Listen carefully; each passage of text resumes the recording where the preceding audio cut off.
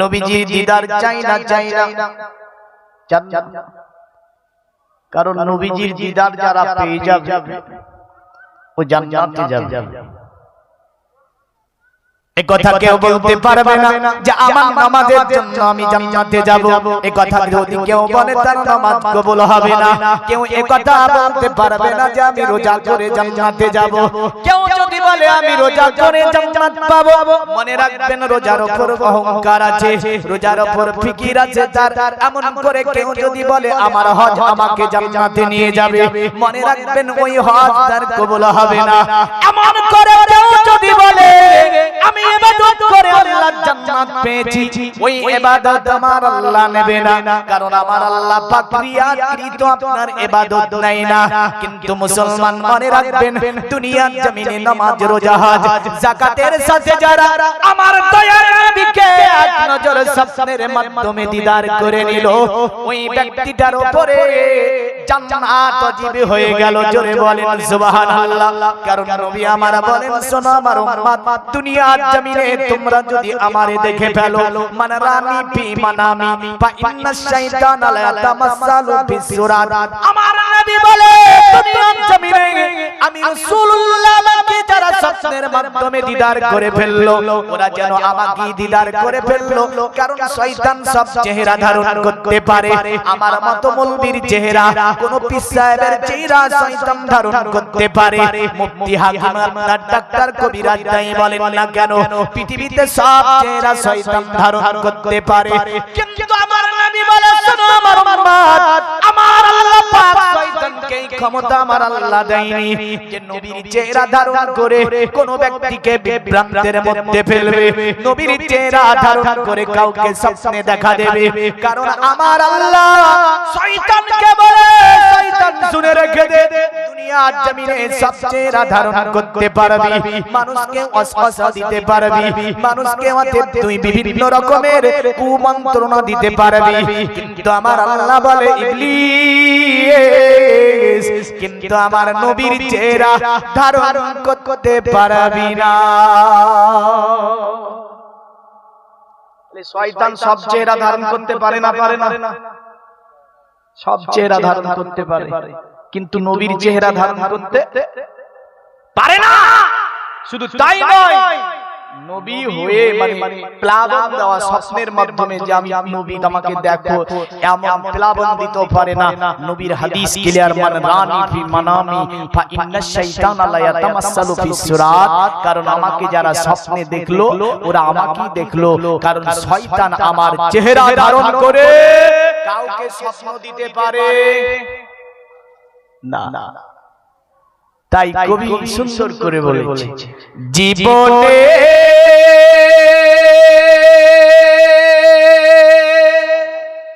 পাবো কি তোমার দিদার ইয়া রাসূলুল্লাহ। জোরে বলুন সুবহানাল্লাহ। এ আশায় রয়েছি আমি গুনহগার ইয়া রাসূলুল্লাহ।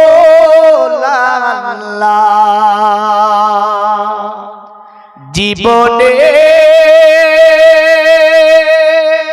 পাবো কি তোমার দিদার ইয়া রাসূলুল্লাহ।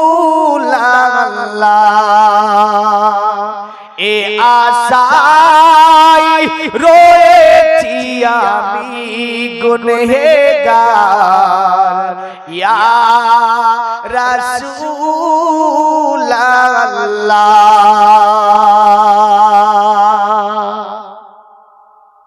আরে যেদিকে তাকাই আমি তোমার মত দয়ার নবী দেখিতে না পাই।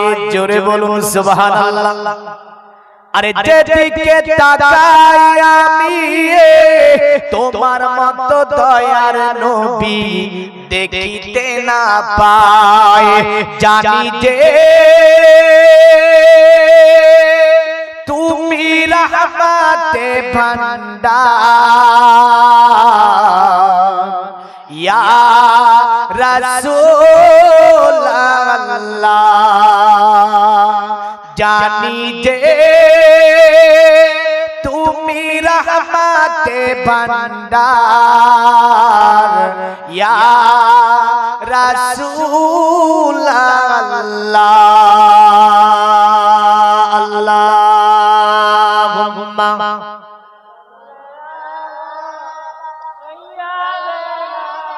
मौलाना मुहम्मद वाला आले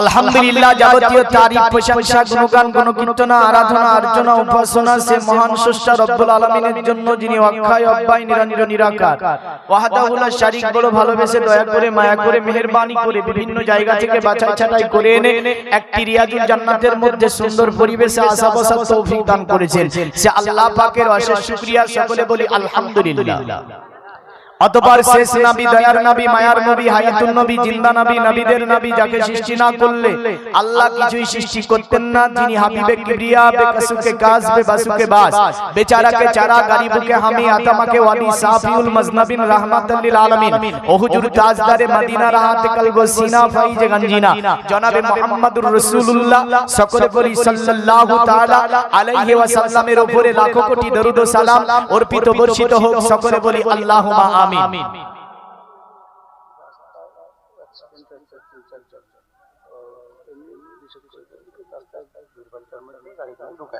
देवाधर माकित्र जुगा देवाला कच्चारा विष्ट विष्ट शर संतुष्टा कल्को रजोनी चा बुबा नना देवादे लिंगे सु भुसाने भुसीते सु जा इंद्रजाली बुद्धति कल्पों का पूजा का जाना न शांति আজকের এই মাহফিলে জাতি ধর্ম বর্ণ নির্বিশেষে সকলকে দাওয়াত দেওয়া হচ্ছে সকলে আসবে বসবে বসতে পারে যে জাতি যে ধর্মেরই হোক না কেন সকলে আসতে পারে বসতে পারে শুনতে পারে কোনো অসুবিধা নাই তবে আমার যুবক জেনারেশনদের উপরে আমার করজোরে একটা আবেদন থাকবে এই যে জালসা হচ্ছে বুঝলেন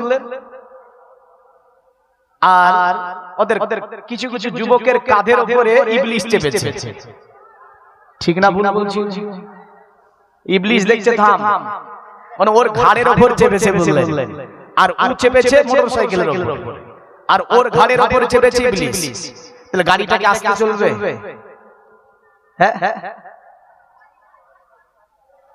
তাহলে ইবলিসের ঘাড়ের উপর যদি চাপে তাহলে গাড়ি আস্তে চলতে পারে আর ইবলিস যদি ওর ঘাড়ে চাপে গাড়ি আস্তে যাবে না আমি সকলকে বলছি না কিছু কিছু বলেছি কিন্তু অনেকে হয়তো সব সকলে বলে আমাদের কি বলছি রে পুলিশ দেখেন রাস্তাতে যদিও কয়েকটা মানে একটা অ্যাক্সিডেন্ট হয়েছে শুনলাম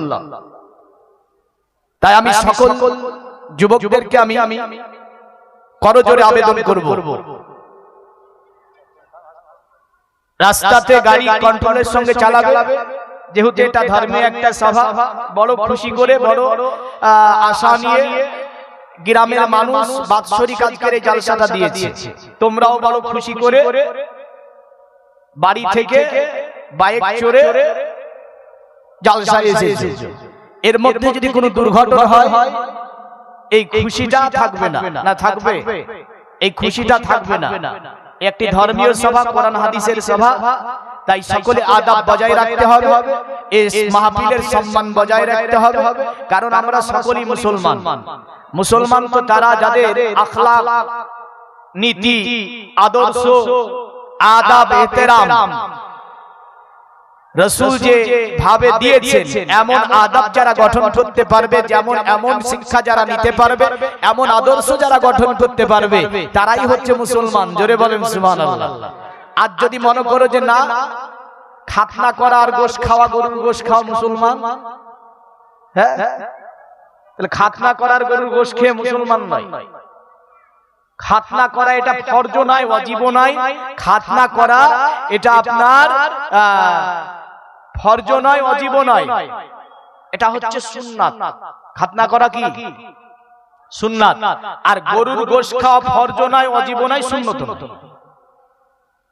বুঝলেন আজ পর্যন্ত কোন একটা হাদিস থেকে কেউ প্রমাণ করতে পারেনি যে রাসূলুল্লাহ গরুর গোশত খেয়েছেন।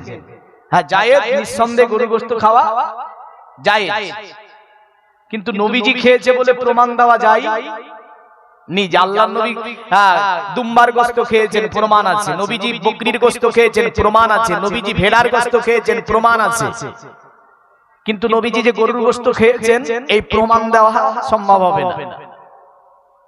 হ্যাঁ তবে গরুর গোশত খাওয়া যায়, কোরআন বলেছে জায়েজ, এতে কোনো সন্দেহ নাই। তাহলে বোঝা যাচ্ছে যে গরুর গোশতের সঙ্গে মুসলমানের কোনো, মুসলমান হওয়ার জন্য এর কোনো সম্পর্ক নাই।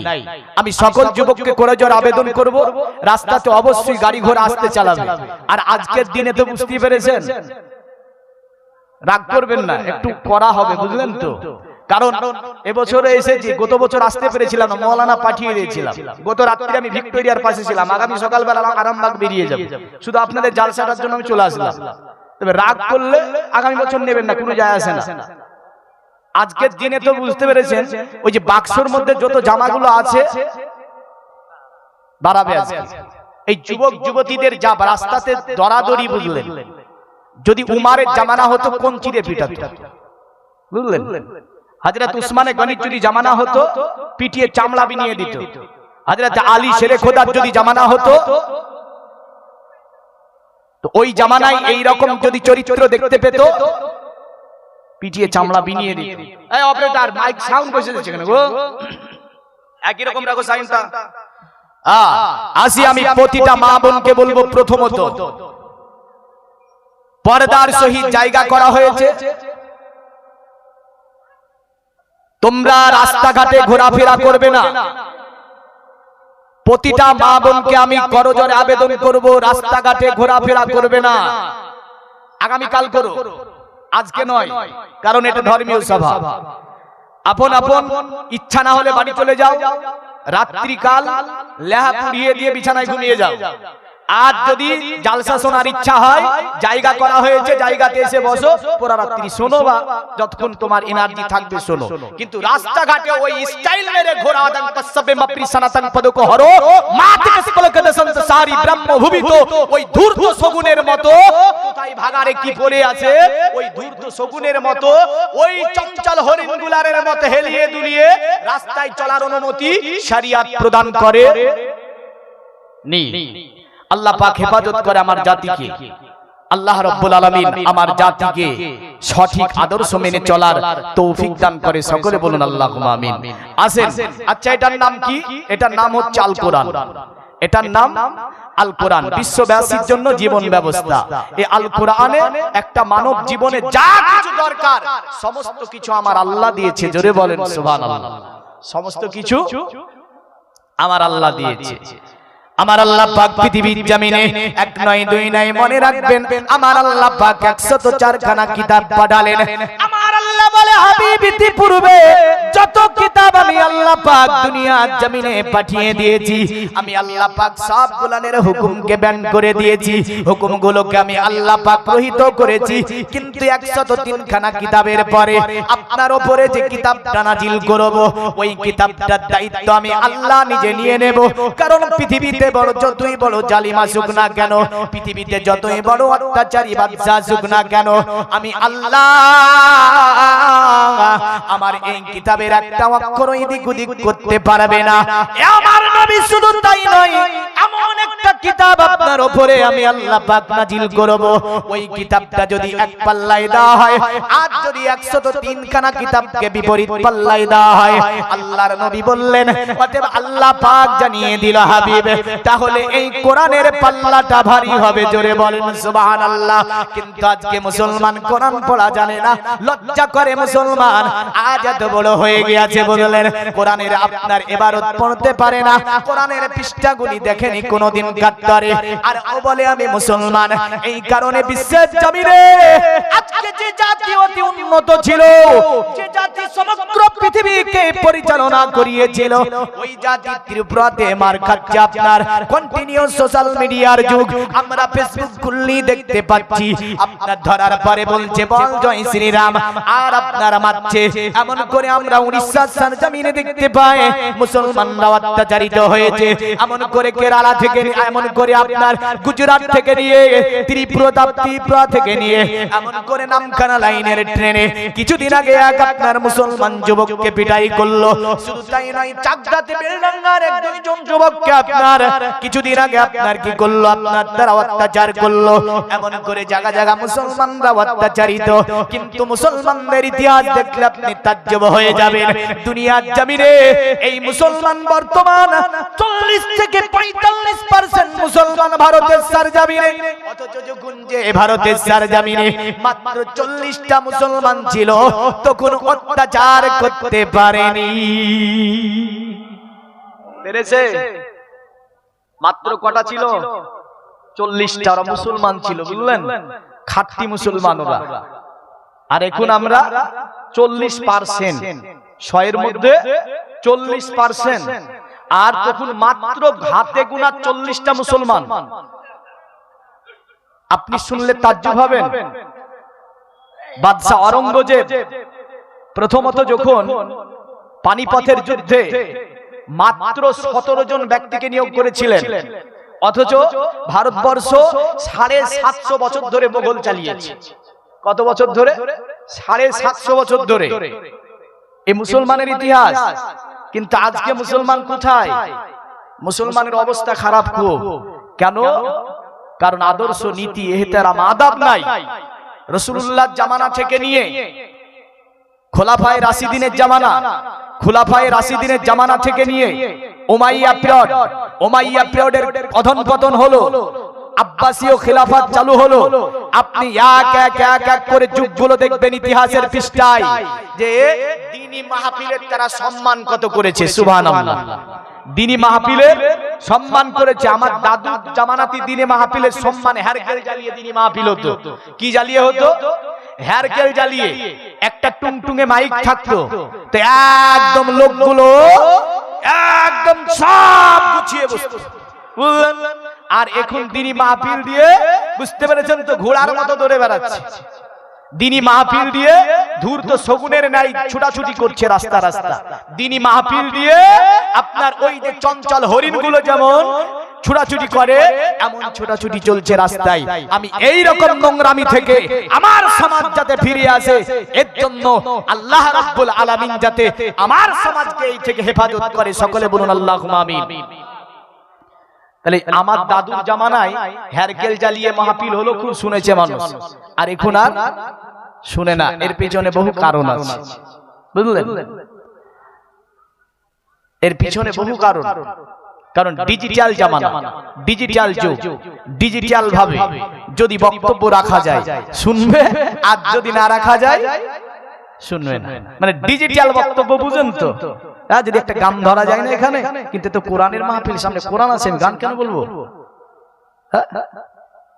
মানে যুগটাই পরিবর্তন হয়েছে, একদম মডিফাই হয়ে গিয়েছে। আল্লাহ হেফাজত করে। আসি তাহলে এই কোরআনটা যদি এক পাল্লাই দেওয়া হয় আর পৃথিবীর সব কিতাবকে বিপরীত পাল্লাই, কোন পাল্লাটা ভারী হবে? কোরআন। আমার আল্লাহ বলে, হাবিব শুধু তাই নয়, দুনিয়ার জমিনে এমন একটা কিতাবকে আমি আল্লাহ পাক পাঠিয়ে দেব। ইতিপূর্বে তাওরাতের মধ্যে, অতএব তাওরাতের মধ্যে ইহুদিরা তারা নিজস্ব মতকে পেশ করেছিল। এমন করে ইনজিল শরীফের মধ্যে খ্রিস্টানরা তাদের নিজস্ব মতকে পেশ করেছিল। এমন করে আমার আল্লাহ বলে, অতএব আমি আল্লাহ পাক জাবুর কিতাবের মধ্যে, অতএব তারা কি করেছিল? নিজের মতকে মিশাল করেছিল। এমন করে আমি আল্লাহ 100 খানা জয়ফা দুনিয়ার জমিনে আমি আল্লাহ পাক পাঠিয়েছি, কিন্তু তাদের দায়িত্ব দেওয়াতে কিতাবগুলো রাখতে পারে নাই। ওগো আমার নবী, এমন একটা কিতাব আমি আল্লাহ পাক আপনার উপরে পাঠিয়ে দেব, কিয়ামত পর্যন্ত যদি ভারতবর্ষের সরজমিনে এই যে কোরআনটা দেখতে পান না, এই কোরআনে আছে 114টা সূরা, এমন করে 540 আপনার 540টা রুকু, 6666 আয়াতে ভরা 7 মঞ্জিলে ঘেরা আল কোরআন। ভারতবর্ষের শুধু জায়গা নয়, এখান থেকে আপনি পাকা বাংলাদেশ চলে যান, বাংলাদেশের কোরআন 130টা সূরা, এমন করে 7 মঞ্জিলে ঘেরা, এমন করে 540টা রুকু, একটা অক্ষরও এদিক ওদিক হবে না, একটা আয়াতও এদিক ওদিক হবে না, এমন করে আপনি একটা সূরাও এদিক ওদিক ধরতে পারবেন না। ভারতের আপনার কোরআন প্রথম সূরার নাম সূরাতুল বাকারা, দ্বিতীয় সূরার নাম সূরা আলে ইমরান, এমন করে আপনার চলে গেল সেই সূরাটি আমার আল্লাহর কোরআনে যেটার নাম সূরাতুন নাস। এমন করে বাংলাদেশে চলে যান, পরস্পর সূরাগুলো স্টেপ বাই স্টেপ মিলে যাবে। ওখান থেকে পাকিস্তান চলে যান, পাকিস্তানের কোরআন এমন করে ভারতের কোরআনের সঙ্গে এক করে মিলাতে যান, সবগুলো মিলে যাবে, একটাও এদিক ওদিক কেউ কিয়ামত পর্যন্ত বের করতে পারবে না। এমন করে পাকিস্তান থেকে আপনি আফগানিস্তান চলে যান, আফগানিস্তানও একই পাবেন। আমেরিকা, জাপান, জর্ডান থেকে নিয়ে, লেবানন থেকে নিয়ে, তিউনিসিয়া থেকে নিয়ে, এক কথায় যত জায়গায় মুসলমানদের কিতাব আছে, সব জায়গাতে মেল আছে। না আয়াতে এদিক ওদিক করা হয়েছে, না রুকুতে এদিক ওদিক করা হয়েছে, না সূরার মধ্যে এদিক ওদিক করা হয়েছে। বোঝা গেল পৃথিবীর জমিনে এটা কোনো মানুষের দায়িত্বের কিতাব নয়, এটা হচ্ছে মহান স্রষ্টা দায়িত্ব নিয়েছে। জোরে বলেন সুবহানাল্লাহ। কিন্তু আপনি ভাবলে তাজ্জব হয়ে যাবেন, ভারতের বেদের সঙ্গে পাকিস্তানের বেদ মিলাতে পারবেন না। এমন করে পাকিস্তানের বেদের সঙ্গে বাংলাদেশের যদি বেদ মিলাতে যান, মন্ত্রে এদিক ওদিক আছে, এমন করে আপনার চ্যাপ্টার এদিক ওদিক আছে, এমন করে এক একজন আপনার সাহিত্যিক এক একভাবে আপনার ব্যাখ্যা দিতে গিয়ে আপনার তার ছন্দে এদিক ওদিক করে দিয়েছে। বোঝা গেল পৃথিবীর জমিনে এমন করে মহাভারত আপনি মিলাতে যান, এক একজন এক এক রকম ভাবে মহাভারতকে ছাপিয়ে তার আপনার মন্ত্রগুলোকে এদিক ওদিক করে দিয়েছে। এমন করে আপনি গীতা পড়তে যান, গীতার মধ্যে ওলট পালট হয়ে গেছে। এমন করে দুনিয়ার জমিনে দেবস্তা ত্রিকট ত্রিপিটক থেকে নিয়ে এমন করে যত ধর্মগ্রন্থ আছে, এই ধর্মগ্রন্থগুলি বিভিন্ন দেশের সঙ্গে মিল খায় না, কিন্তু মুসলমানদের কিতাব পৃথিবীতে যত জায়গাতে আছে, সব জায়গার কোরআনের সঙ্গে একইভাবে মিল খেয়ে যায়। অথচ যদি আপনার কোন ভ্যান চালক বলে আমি জাহাজ চালাবো, পারবে বলেন? এই পারবে? কোন ভ্যান চালায় ওকে যদি জাহাজ জাহাজ চালাতে বসিয়ে দেয়, জাহাজ অ্যাক্সিডেন্ট করবে না? চলবে? হ্যাঁ, আরে ও ভ্যান চালা ড্রাইভারকে জাহাজ চালাতে দিয়েছে, বুঝলেন? হ্যাঁ, তো ওই রকম একজন ওই ওয়াসিম সরকার ও ভ্যান চালক বললেন জাহাজ চালাতে গিয়েছে, দিয়ে বলছে কোরআনের মানে ভুল আছে। আরে তুই ভ্যান চালাস, ভ্যানই চালাবি, আরে প্লেনে কেন আসিস? বুঝা গেল যে কোরআন মহান সমুদ্র কিতাব। পিএইচডি ডিগ্রি করতে গিয়ে এই কোরআন হচ্ছে অতি টাফ কিতাব। যা পিএইচডি ডিগ্রি করে যারা, তাদের মাথাকে ঘুরিয়ে যায় যে কিতাব, তার নাম হচ্ছে আল কোরআন, মহান সমুদ্র। জোরে বলেন সুবহানাল্লাহ। আরে ভ্যান চালক এসে বলছে যে কোরআনে ভুল আছে, এর চেয়ে আর নোংরামি পৃথিবীতে কিছু হতে পারে না। দুনিয়ার মুমিন মুসলমান, আমার আল্লাহ তবে এই কোরআনুল কারীমে সূরা আলে ইমরানে আমার আল্লাহ পাক আমাদেরকে সুন্দর করে ডাক দিয়েছেন। সূরা আলে ইমরানে আমার আল্লাহ পাক বলে দিয়েছেন, এই বিশ্ববাসী ভয় পেও না, কারণ আজকে আমরা আতঙ্কিতর মধ্যে আছি। বিভিন্ন দিক থেকে মুসলমানদেরকে অত্যাচারিত করার চেষ্টা চলছে, মুসলমানদেরকে কোণঠাসার চেষ্টা চলছে।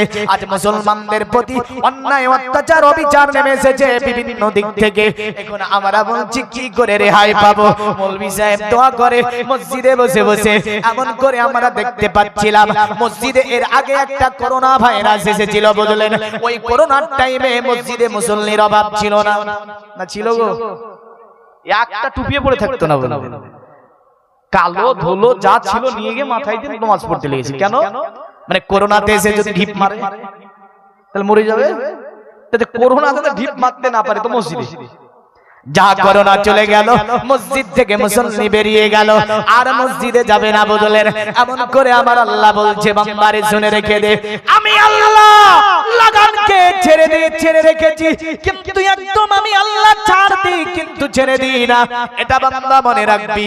আমার আল্লাহ কোরআন সূরা নাবাতে বলছে ইন্না ইয়াউমাল ফাসলি কানা মিকাতা।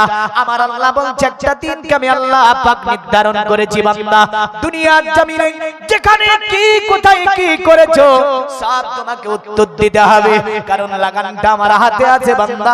তুই যদি দৌড়াস না কেন, আমি আল্লাহ যেই দিন তোর লাগানটাকে ধরে টান দেব, পৃথিবীর কোন শক্তি তোকে রাখতে পারবে না। জোরে বলেন সুবহানাল্লাহ। এখন আমি আসি সূরা আলে ইমরানে। আমার আল্লাহ বলছে এ বিশ্ববাসী, আজ তোমাদের উপরে অত্যাচার এসেছে।